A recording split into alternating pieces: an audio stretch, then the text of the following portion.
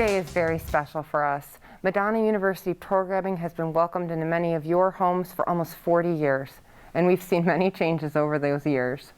So, as a special treat, our former students are here, coming back to campus to staff the cameras and all the equipment it takes to bring you Celebrate Michigan.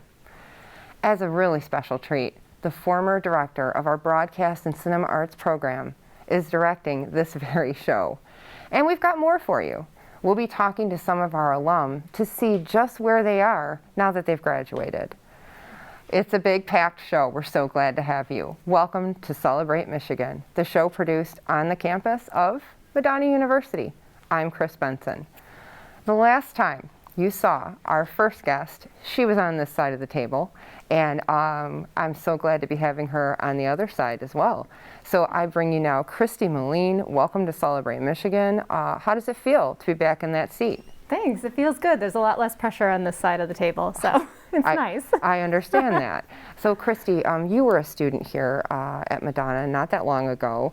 We're going to hear about all the adventures you've had since then, but tell us about your experience here as a student. Yeah, I appreciate that. Not that long ago. It was over a decade ago now, which is hard to believe, but when I was a student, we were actually in the old building. We had a television studio set up in a classroom on the second floor, and since then they've built this gorgeous studio here that has its own complete practically building, and it's been fantastic to see the changes from where we started and how it's progressed through the years. So talk to me about this, because talking about progressing through the years, let's fast forward. So where are you now? What are you doing now? So right now, I own my own photography business. I started my business back in 2010, not long after I graduated, and I started in video production. I used all the skills that I learned here at Madonna to do, I did a lot of art instructional videos, I did little commercials, I did weddings, I did a little bit of everything in my video production. When my son was born in 2013, I started taking pictures, and I was like, wow, you use all of the same elements that you use in television, the technical aspects. You use a lot of the ability to talk to people and make them comfortable and everything. And I switched over slowly to just doing photography, and now I own a photography business, and I do anything from newborns all the way to seniors and families and weddings and business pictures. So let me get this straight, because I don't remember that you took photography classes when you were here as a student. So you didn't do that, but you have your own business. Explain how that happens. That's right. So it was really crazy. It's really cool because even though I didn't take a photography class, all of the same elements go into using a camera. So you've got all the technical aspects, right? You've got the f-stop, the ISO, how to properly frame a shot, capture those special moments. Only in video, you have to capture like an entire segment of them, right? So there's a whole story that gets told, and a picture is just a snapshot of that story. So photography in some ways is a little bit easier than video. And I always say that if you can learn how to do video, you can learn how to take pictures, but not always the same way the other way around. To become a videographer from being a photographer sometimes takes a little bit more work because it's a different way of thinking. But being able to take all of the skills that I learned in these classes and even teaching here has been able to help me transition into photography work, which has been fantastic. And the real world, right? Yes. So that's what we call the real world. So I think about, the folks in the audience can't see all the things that are happening behind the scenes here and all the work that students put in, to make the show happen. And sometimes when that work is not exactly sexy, right? Like no one wants to put in the time for that. So when you think about what you did here on campus, how did that line up with what you're doing now? Like how did it help you do all the great things you're doing in your own business? I mean, you started your own business as well. Absolutely, and that has its own aspect, right? Running a business, becoming a business person is definitely separate than the arts that you kind of find when you're, just making a pretty video. The cool thing about doing things like even this television show is that it teaches you how to work under pressure. It teaches you how to work on a tight timeline, which really helps when you're shooting things like weddings, because when you're photographing or doing video for a wedding, you only get one chance, right? You only get one shot. There is no fix it in post. There's no do it later. So the pressure of being able to come out here and work a camera or work the TD and all the audio and do everything that you do, because the students here at Madonna get to run every single aspect of the show, from you know, having a hand in the producing and the writing, to being the stage manager, to being a director, to every aspect in between. And being able to run each of those little parts lets you be able to take the skills of jumping in to anything new and trying it, and being able to apply that in all aspects of life beyond just here in the TV studio. And isn't that really what it's about, is getting confidence and knowing, like, okay, I'm going to be able to do real life after college. I mean, that's what we always hope for. Right, and then eventually find a way to make money and make a living. Sure. And you can take what you learn here and apply it in so many different ways. So like, even though I didn't stay in the television field, I still use all of the things that I learned here through my business. What do you enjoy most about the work that you're doing right now? Oh, you know, it's a lot of like what you're doing here, right, with talking to people. I like getting to know people. I like getting the chance, especially with like seniors in high school, I get a chance to get to talk to them, make them feel comfortable. So people who aren't usually comfortable in front of the camera, I can turn it around and make it a pleasant experience, something that by the time they leave, they're laughing and smiling and joking and having a great time. And they go, I didn't know I could do that, you know, and have fun having my picture taken, because that can be a very intimate thing, having your photo taken. You're trusting somebody to see the most vulnerable sides of you and make you look good, right? So being able to take that and make people feel comfortable, and then getting to know them and show their personality through their pictures, is the most wonderful thing. For our audience members who might be looking to see where they can find information about you and your business, how can they find you? How can they connect with you? Absolutely. I have a website. It's openboxphoto.com. You can also find me on Instagram at open_box_photo, or on Facebook at openboxphotography. So any of those, and you can book me straight through there, and I would love to see you in front of my camera. Now I have to ask, it's been a little while, but do you have any celebrated memories of shows that you did here on campus? Because we have all kinds of fantastic guests. Yeah, anything you remember? Been on the show and hosted so many shows. One of the ones that always comes up in my memories is the show with the snakes, you know, and I love having anything that has animals or anything like that. There was an episode where we sawed some wood, like did some like wood sawing. I don't know. Love that. Anything where we were like doing a whole bunch of things. I also follow a lot of the authors throughout their lives. So like Tara Mitchner, you know, she was on the show, and I follow her throughout her career, which has been fantastic, you know, just to watch how people have progressed in their own businesses from having interviewed them to years later.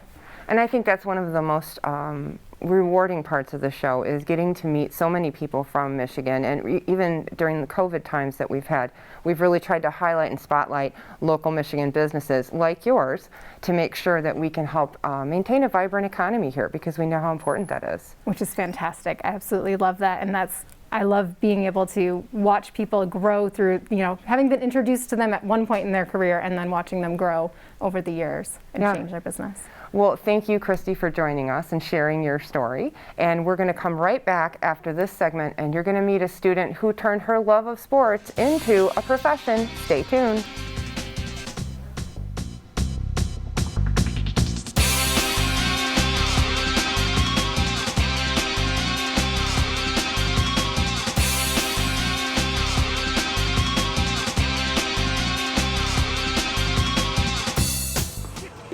Ready?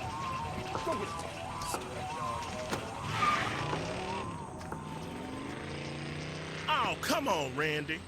Animal shelter, here I come. And no, I'm not crazy or emotionally damaged. That's a stereotype. I just belong to a total loser. I'm a good dog.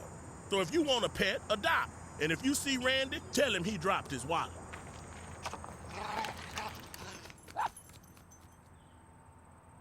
My name's Reggie. Just recently, my wife and I took in her sister's children. Now, we already had 4, so I went from becoming a family man to a man with a bigger family. Now, you can't eat love, so I don't know how I'm gonna feed them tonight. How was that, Rich? I think I look more like Denzel. That's cold, man. Play a role in ending hunger. Visit feedingamerica.org/hunger and find your local food bank. Oh, emojis! I thought the conversation just got dumber. Ugh, internet trolls, just ignore them. I like you just the way you are. I believe in you! She's a hugger. Give her a squeeze. Help up the hand. Ah, there you go. Thanks, mate. You're killing it, Jane!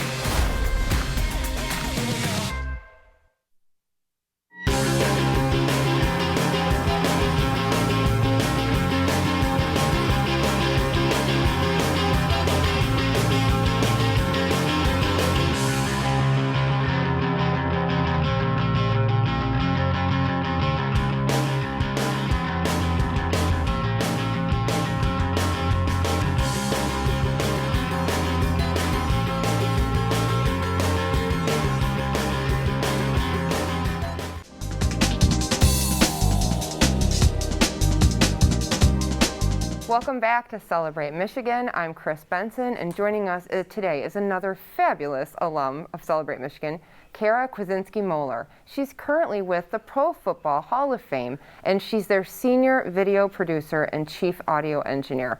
Welcome back, Kara. Thank you, Chris. It's so exciting to be here. And it has to be a little weird to be sitting in the chair today. Oh yeah, it's just a different feeling. We would do practices at the practice shows and stuff, but like actually being here on the show is kind of like, oh girl, like this is different. Well, welcome to this side of the camera. Thank you. Tell us about your time as a student here. What stands out for you that you remember being in the program and working with the show? Definitely. I think pretty much everything stands out to me. I feel like that's kind of a generic answer, but really my experience here as a student was amazing. I was very involved from the BCA program, outside of the BCA program. A peer mentor, I worked in the bookstore, was an intern here in the program. So really Celebrate Michigan and the whole program in a whole really helped me grow into the professional that I am today. I feel like I saw you all around campus. Everywhere I went, you were there. And you have a very interesting job right now that I can't wait for people to hear about. Tell us about what you're doing today. So right now, as you said, I'm the senior video producer and chief audio engineer at the Pro Football Hall of Fame. So really any kind of video, photo, media that comes out of the hall, I have a hand in producing, directing, really getting a touch on everything from pre-production, production to post-production in it. So we'll have somebody come, a special visitor be at the hall. So I'll get a call and I'll be like, hey, we have Tom Brady in the building, or hey, we have the entire New York Giants football team in here. And I'll be like, okay, cool. And then I'll go kind of capture video of everything, their tour of the museum, stuff like that. And then I'll kind of create a recap video for social, or during enshrinement, we have NFL Network and ESPN, all kinds of networks there. So I'll kind of help the networks get ready, set up their trucks. I'm kind of the liaison between the networks and the hall in general with them. I travel to different things. It's kind of hard to explain one thing that I do because I do so much at the hall with video, photo, social media, website, and all that stuff. I have to tell you, you were just so blasé about that. Like, if I get a call like Tom Brady's in the building, I'd be like, cool, and I would go do that. I'm thinking, if I got a call that Tom Brady was in the building, I would not be like, oh, cool, let me just go about it. I would probably melt. But how do you handle that? You've got big name people that you're dealing with, and you probably have to keep it you can't fangirl on them. You have to be like really cool about it. Yes, what I've learned is that they're all just people, and yeah, they have the ability to be some amazing quarterback, running back, linebacker, all that stuff. But like when it comes down to it, they're really just you and me, you know, like they just had some kind of amazing ability. So that's kind of when I'm going into different things. I remember like, okay, they're just a person too. They just are famous and they're a little bit bigger of a name. So I just approach them like I would approach anybody that's here. Wow. Well, it's overwhelming to hear all the things that you're working on. Yeah. So thinking back to your time as a student and just being in college, what are some of the memories that you have that you're like, okay, I didn't realize it then, but boy, do I see how that helped me now. Yeah, definitely. I think all of my experience here in studio and in the control room really helped me learn every position that I can, because now since I do pretty much everything at the hall, I have a hand in knowing how to run audio, how to run some kind of studio camera, how to be even the AD, even though that was kind of something I shied away from. But being here and having the professors that I did really helped me learn everything. I find myself sometimes all the stuff that I learned from Sue, Chris, Dan, everybody here, I find myself channeling sometimes when we're doing different live stream productions. I'm like, what would Dan Boyd do? Like, how would Dan Boyd handle this system that's not working with my system? Or I channel, when I do on camera stuff for us, I channel Cheryl Troden being like, okay, you're nervous. Take a breath, then you got this. Or when I'm producing and stuff, I think of Dan and Chris and how they would handle stuff. So really, everything here has helped me in everything I do today. Well, it's awesome to hear that. And I have to ask this question. Do you have a favorite football player that's been inducted to the Hall of Fame or that's there? Oh, yes. Oh, my goodness. They're all so sweet in their own way, but I would have to say Anthony Munoz from the Bengals. Kellen Winslow, obviously, he's my favorite.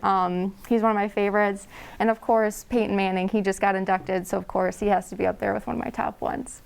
So what advice do you have for anybody who's watching the show right now? Particularly, there might be students in the world who are watching the show saying, gosh, you know what, I'm doing these classes, and is it ever going to result in a job that I'm going to love? Yeah. What advice would you have for them? Oh my gosh, I would tell them to learn everything that they can so that when they're in different situations, they know how to read and react.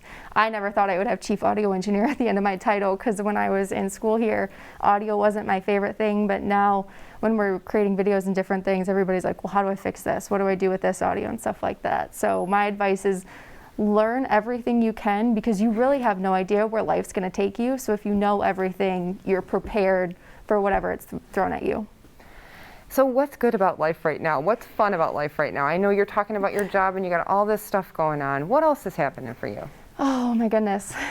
With life or just like? Well, I heard that you were recently married as well. On top of all this, you're also married. People go out and leave college and they get married. Imagine that. Yeah, I know. I just always joke, I like to live my life as fullest as possible. So my boyfriend and I were dating for 2 years, and it was just kind of that time. We were like, hey, you kind of want to get married and elope? And so we just planned a wedding in a month, and he's really great. We met as interns, and then he was actually supposed to get a job somewhere else outside of the hall, but then my internship is how I got my job, and he got a job through his internship. So we were coworkers for a little bit, but now he's on a different path and working somewhere else. So wow, so exciting! It's finally nice to not be a coworker with your husband. But yeah, it's been Canton, Ohio, even though it's Ohio, has been a great segue from college to professional life. And where can we find information about the Football Hall of Fame? Yeah, so if you go to profootballhof.com, you can find everything from different events, how to visit the hall. Since we are a full museum, you can come visit the hall, see your favorite bust of your Hall of Famer. You can see all of your favorite artifacts on display. We have different jerseys and milestones from the season. We just got the Bengals. We have Joe Burrow's jersey from this season because they got a new uniform. So we're always updating the museum. But if you visit profootballhof.com, that's where you can find everything about the hall. Awesome. Well, we are so delighted that you came to us today. And thank you for joining us, and we're happy you're here, and sharing your career path, and we wish you all of the good luck in the future. We know we're going to come back, and we're proud of you. And then after this break, we're going to meet a Celebrate Michigan alum that works on some of the Netflix shows you like to binge, so stay tuned.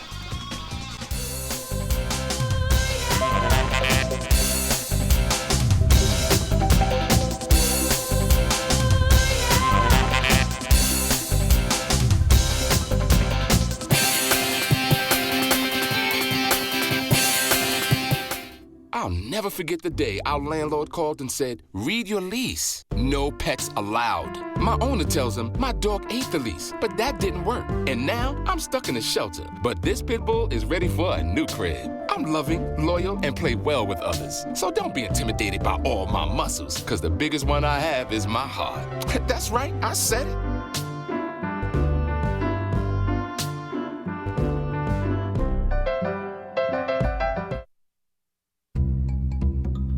Sure, I look cute now, but when my owner lost his job, it was rough.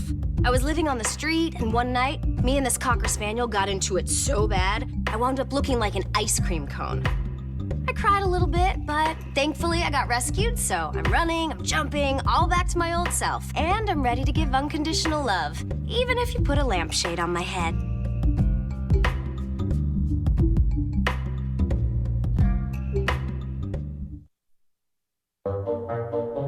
They call me Prince like I'm royalty or something. But the places I've lived ain't no palaces.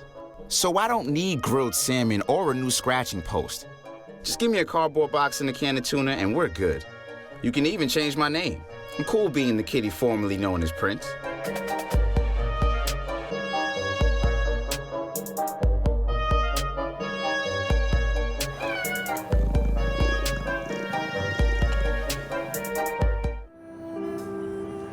You realize that 49 million Americans struggle with hunger? That's 1 out of every 6 Americans. These people are around us every day. They're our friends, they're our coworkers, their kids go to school with our kids. Sometimes we're not even aware that they're struggling. This problem is closer than you think.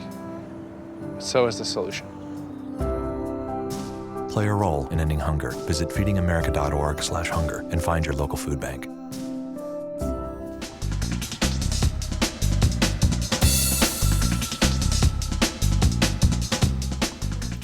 Our next guest is a Celebrate Michigan alum rising through the ranks quickly in the post-production, episodic, and film streaming world. Can't wait to hear her explain that. Please welcome Megan Griesbeck to the show. Megan, here you are. Welcome back. Thank you for having me. Thank you. You know I have to explain, or ask you to explain your job, because you've got quite a title there. So, you know, all people hear is the Netflix part, and they're like, that's so cool. But tell us about your job, because I'll bet you didn't know your job existed when you were a student. No, I genuinely had zero idea that it was a thing. So my official title is a finishing producer. I work for Light Iron Digital. So what we do is work in the post-production world, but kind of on a side that's not as well known when talking about post-production. So we don't do like linear editing, but we do, we are in charge of conform editing, it's called, and also color correction. So as a producer, I'm in charge of project managing. So we are a vendor hired by production. So on one end, the TV show is my client. I'm in charge of knowing what their schedule is, what they're doing. And then at the same time, wherever it's going, a streaming service, whether it's Netflix, Hulu, or if it's a film that's going to different film festivals, I'm also in charge of knowing what they're asking, what their expectations are. So kind of making sure it all fits into our schedule and their schedule, and that the product gets out the door on time and correctly. So see, I just sit there and watch the Netflix, and I'm like, okay, or whatever it is, you know, whatever channel, and I'm like, oh, this is so fun, and I'm getting into the show, and then the credits roll at the end, and those are the people that make it happen. Those are the people that get it done, and now you're one of those people. Yeah, my name is in a couple credits. It was very exciting when it happened for the first time. Tell us, which one? Can you tell us? I think Living With Yourself was a Netflix with Paul Rudd was actually the first one that my name was in, but there might have been like smaller ones before that too. But yeah, that was the first one that I think was more well known, had a lot of good traction behind it that was exciting to have my name in, yeah. So your whole family like literally like paused it when they were watching, and they were like, there's her name, it's on the screen. Well, I hope they did. I hope they did. Yeah. So, you know, again, thinking back to your time, it's homecoming and it's a weekend, we're looking back and looking at where people are now. Tell us what it was like for you being a student here in the program and learning all about how to do these things. Yeah, I loved my time at Madonna. I was a transfer student, so that was, I made a choice later on to come here, which was really exciting. I always say that Madonna was like my playground. Like I feel like I was always everywhere. I was always like probably annoying some of the professors in the BCA program. Like I was just kind of everywhere. I was in student government here. I was really involved. It's such an easy school to get involved in because it is on the smaller size and there's so many opportunities. So when it came to BCA, I felt like I was always doing something, or, you know, working on an extra project or spending extra time in the studio. So I love BCA, and although I'm not using as many as the skills, the technical skills of like camera operating and whatnot, I definitely have used a lot of the skills that I learned working with people and working in this environment, that I definitely use those now. And did you ever see yourself in the role you're in now? Like, I mean, you know, again, we didn't know it existed, and I think that's so amazing because I think colleges today are preparing students for roles that don't even exist today. I mean, so when you think of the skills that you're talking about that you needed, what are those skills that you learned? when you were in college or when you were Yeah, here? I mean, I definitely was never the technical person in school. Like, I wasn't the first one to raise my hand and say, I want to edit that or I want to do that. And now I have to know all of these technical specifications. Even though I'm not the one using it, I still need to know what they are as the project manager, right? So I think that the biggest thing that I learned here working with people was to, like, be kind and be nice and learn. It goes a long way. It goes such a long way. And to just learn as much as you possibly can. I know Kara said it too, but it's so true. Like, set yourself up for success in the best way possible. So, you know, I don't know a ton about audio, but I can look at something and have an idea and use critical thinking type of factors to understand things. So I think that was the biggest thing, like learning how to treat people with kindness and work with people that maybe you don't always, you're not best friends with them, but you can still work in an environment with them is exactly what this program taught us. We work so closely together all the time. And I think the biggest takeaway from it was how to treat people and how to present myself to maybe not, I don't know everything, but I can definitely learn and take on those opportunities is something that Madonna really pushed me towards, to just take on every opportunity with confidence, yeah. Well, we are so proud of you. And, you know, just drop a couple names. I mean, there might be a couple shows people have heard of that you might have worked on. You got to use this opportunity to drop those. So please, brag a little. The one that I'm most proud of right now is Dickinson Season 3, which is an Apple show. This was like my first large episodic in a producing role. So it comes out soon. I don't know if the exact date when it comes out, but it's the final season, so that one's really exciting. Oh my gosh, Megan. And that is the one that I have to end on. I'm so sorry. Stay tuned. There needs to be a volume 2 of this show. Unfortunately, that's all the time we have for the show, but thank you to the alum who've been here and have made this show possible. Thank you to all the students over the years who've been part of the team and made us able to bring this quality programming to all of you. A very special thank you to Chuck and Pat Derry, who many years ago saw the potential in this major and grew it to one of the strongest in the Midwest. Until next time, see you on Celebrate Michigan.